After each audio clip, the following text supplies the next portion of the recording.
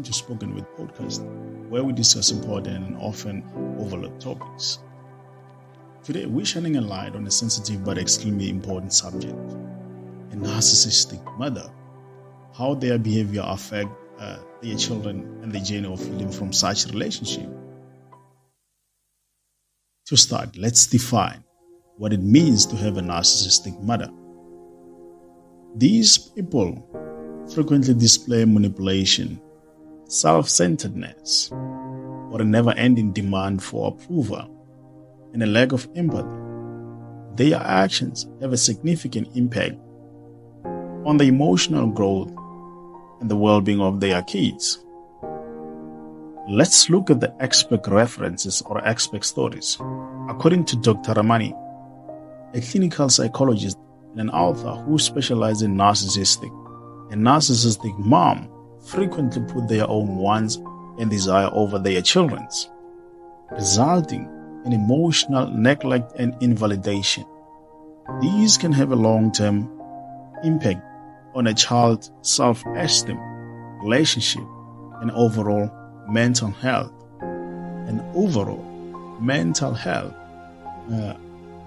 I just want to share a personal story.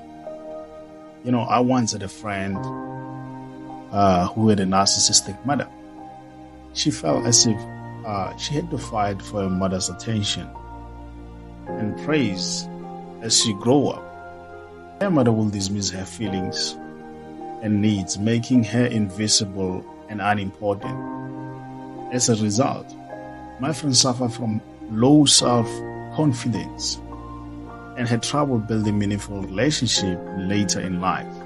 It took years and years and years of therapy for her to recover from the emotional scars caused by her narcissistic mother. A narcissistic mother may have a large impact on the children.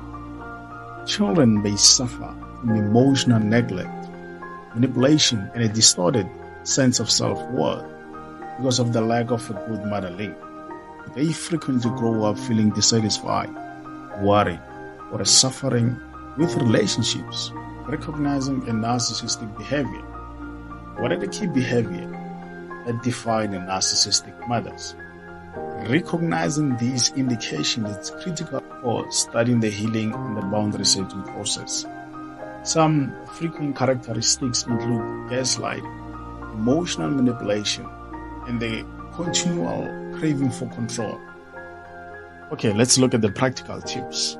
Being too judgmental, inconsiderate of others' feelings, and lacking of empathy are all examples. Narcissistic moms may also participate in favoritism or scapegoating within the family dynamics, causing her children further emotional injury. Individuals who have suffered this form of parenting should seek help from therapists or support groups that specialize in narcissistic abuse to help them heal. And what are the coping mechanisms? It's not easy to live with a narcissistic mother. However, there are ways to handle such a relationship while still focusing on healing. Setting boundaries, seeking therapy, and practicing self-care are all important elements in regaining one's mental and emotional health.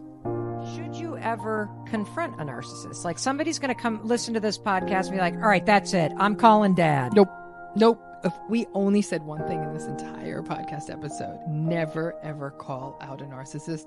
We would be giving the single most brilliant piece of advice. Why do you never call out a narcissist? They're going to rage at you and they're going to scream at you, and they may be telling everybody out there that you are the narcissist. I think the better way to play that is you see them, now change your behavior. Stop being supply for them. Stop engaging with them. Stop taking the bait.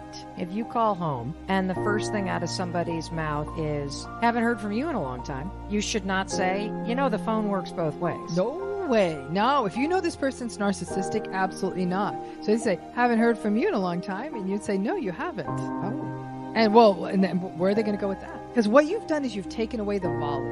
They're playing tennis, you need to play soft. Let's look at the personal stories of overcoming. Let's hear from those who have overcome the difficulties of having a narcissistic mothers Their stories of resilience and progress may inspire and bring hope to people who are going through similar experience. It's important to remember that a narcissist knows who is going to allow them to manipulate them, but they also know what child is going to give them a hard time. And that 8 signs your mom is a narcissist. Sign number 1 is that your mother sees you as an extension of her. Sign number 2 is that she can dish out tons of criticism but can't take any of it herself. Moving on to sign number 3 is that she shares private information about you with others without your permission. Sign number 4 is that she holds basic parental duties over your head. Sign number 5, she doesn't respect boundaries. Sign number 6, they will constantly tell you that you are remembering things wrong. Sign number 7 is that she's always competing with you. And sign number 8, she is always the victim. And all these signs can cause us to be anxious, a perfectionist, or struggle with all sorts of other mental health issues. Finally, keep in mind that recovering from the impact of a narcissistic mother takes time. Seeking help, establishing boundaries, and prioritizing self-care are all important stages in recovering your life and well-being. Remember, you're not alone in this journey. Reach out to support group or therapists who specialize in narcissistic abuse to find guidance and understanding you need. Surround yourself with strong support system and never underestimate the power of self-love and healing. Thank you for joining us today. There's always hope for a brighter future ahead. We hope that this episode shed some light on the challenges of living with a narcissistic mother and give some insight into the healing process. Join us next time for another deep dive into important topics. Until then, take care of yourself.